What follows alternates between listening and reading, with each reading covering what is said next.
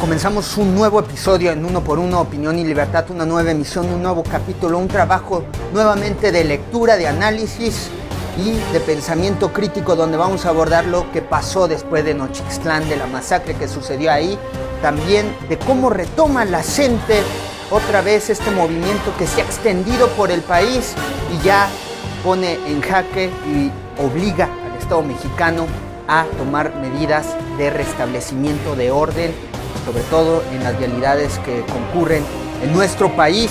También vamos a hablar de la renovación de los partidos políticos y de la situación de violencia que generaron 400 pueblos contra los dirigentes del Partido Acción Nacional. Esto es Uno por Uno, comenzamos un nuevo episodio en Opinión y Libertad.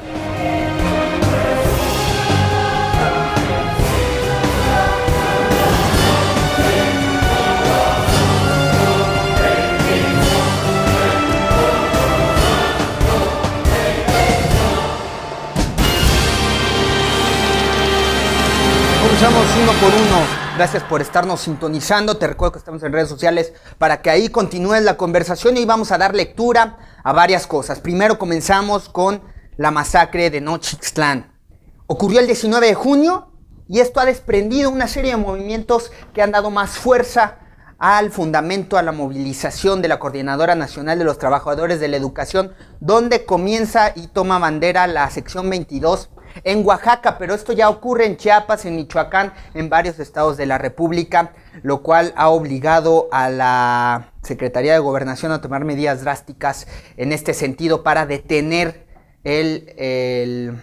la problemática que está afectando a la circulación, al libre tránsito en nuestro país, en las carreteras. Han tomado las carreteras y han parado esta libre circulación. Hay muchas opiniones encontradas en torno a esto. El mainstream está en desacuerdo, hay pues todo el músculo de la opinión, del pensamiento crítico, de los líderes de opinión, de los medios de comunicación, están a favor de que se ejecute la reforma educativa, porque para esto es este movimiento de parte del magisterio, para echar para atrás esta reforma educativa.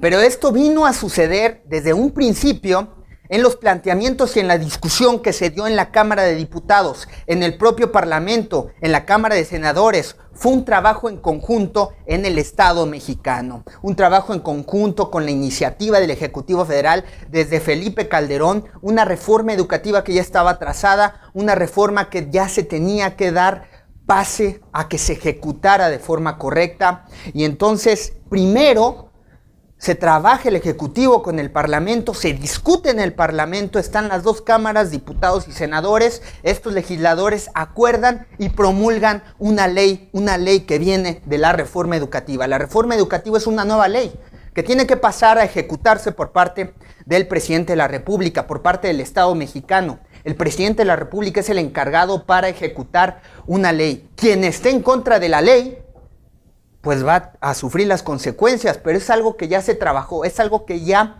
pasó por los filtros de las instituciones democráticas. Sin embargo, esto no es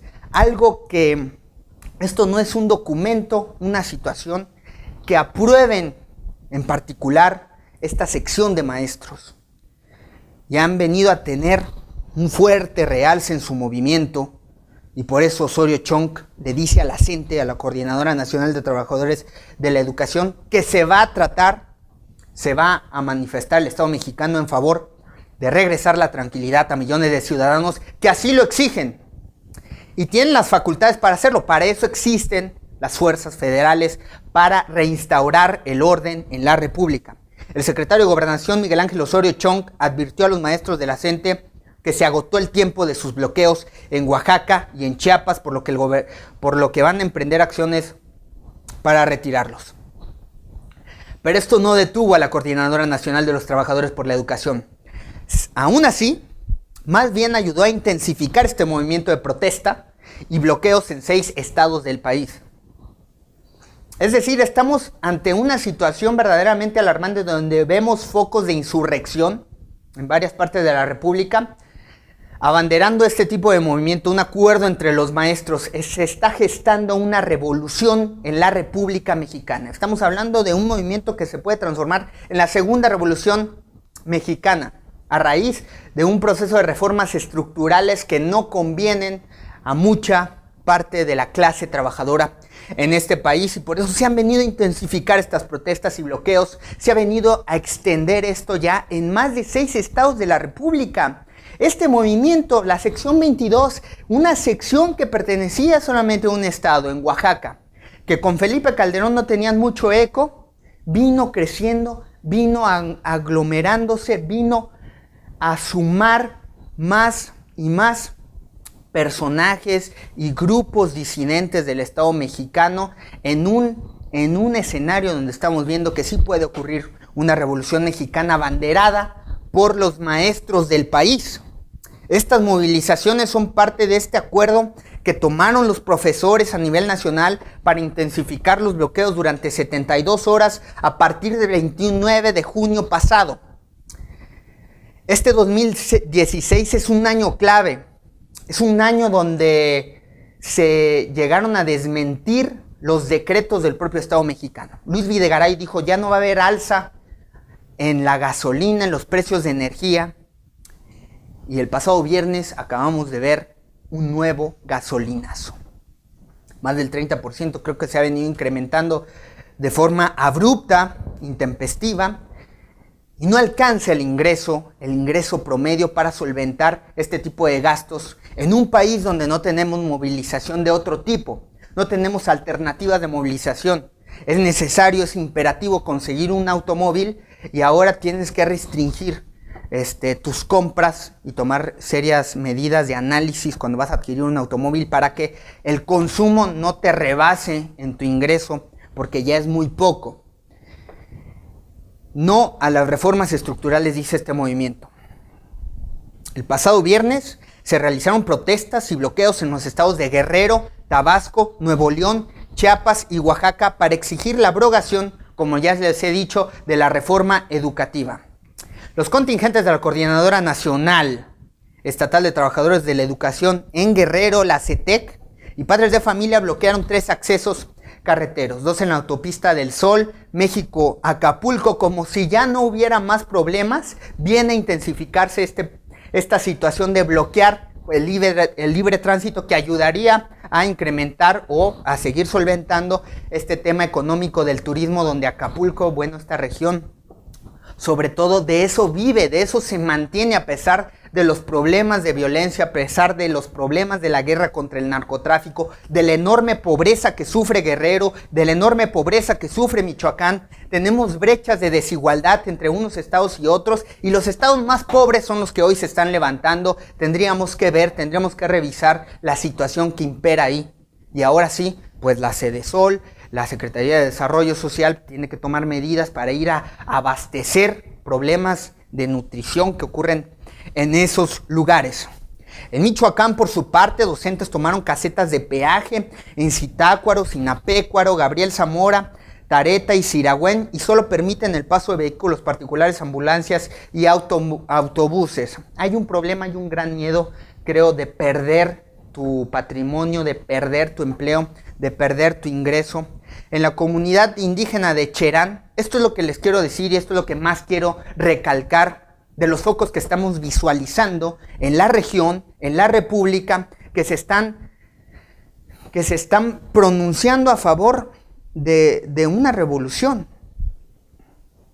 Yo creo que por eso ocurren encarcelamientos y tenemos presos políticos, como el caso de Manuel Mireles, el doctor ahí en Michoacán, que obviamente ya no va a dar problemas al actual gobernador en gestión, ya no va a dar problemas a nuevas insurrecciones por parte de grupos guerrilleros, por parte de grupos comunitarios que se salen del Estado mexicano, porque el Estado no puede garantizar escenarios de paz para que ocurra el comercio, y por eso se tiene que levantar en armas la sociedad civil. Sin embargo, en México eso está prohibido, el uso de armas. Sin embargo, los Estados Unidos pues se favorecen de un mercado negro que sigue ocurriendo en nuestro país, de estarle vendiendo al narcotráfico, de estarle vendiendo incluso a la sociedad civil, que ya tiene miedo y que tiene que tomar medidas drásticas para poder defender a las familias y a sus comercios. La comunidad indígena de Cherán, donde quiero decirles que se levantaron en armas en esta comunidad de Michoacán y corrieron a todos los partidos políticos.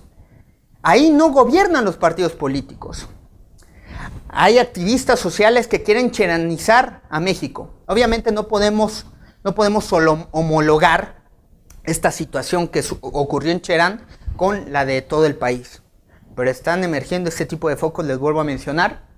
En Cherán corrieron. ¿Por qué? Porque estaba controlado ya esta región, este municipio, por el crimen organizado.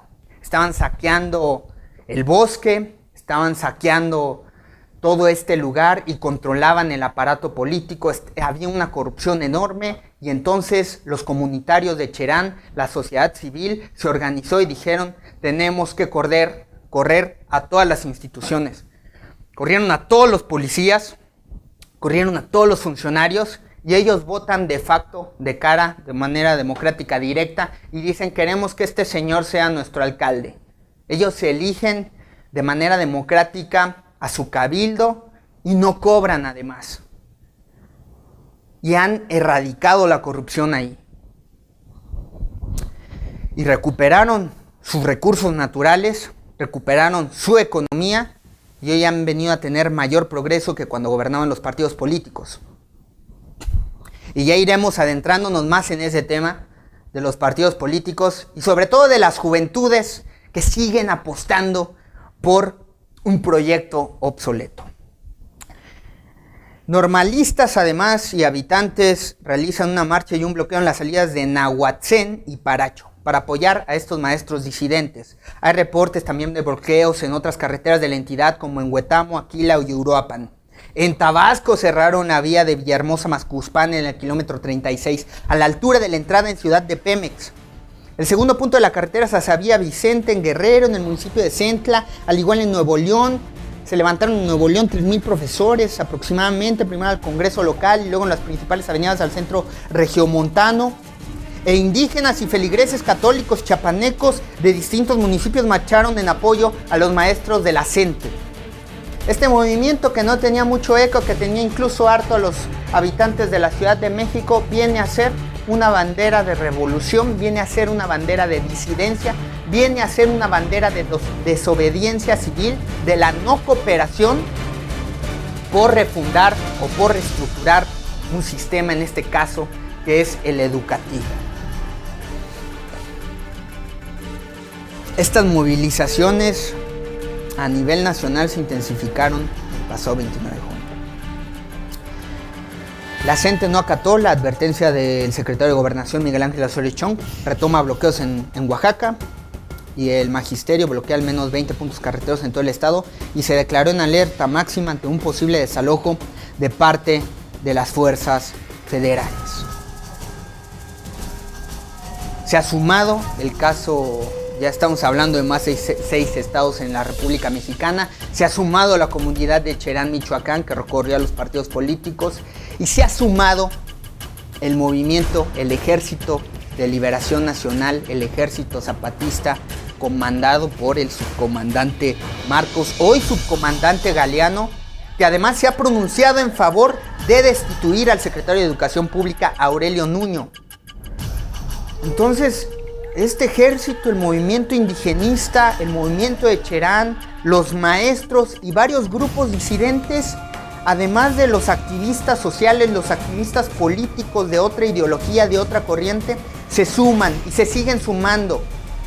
Ahí están las palabras del gran profesor, del gran ideólogo Noam Chomsky, el gran estudioso, en favor de la lucha del magisterio, que además acentúa y subraya Noam Chomsky: este es un movimiento que no se está dando en todo el mundo. México se está convirtiendo en el foco de atención, México se está convirtiendo en el lugar más fascinante porque se defienden los derechos sociales y porque se está gestando una rebelión, una revolución.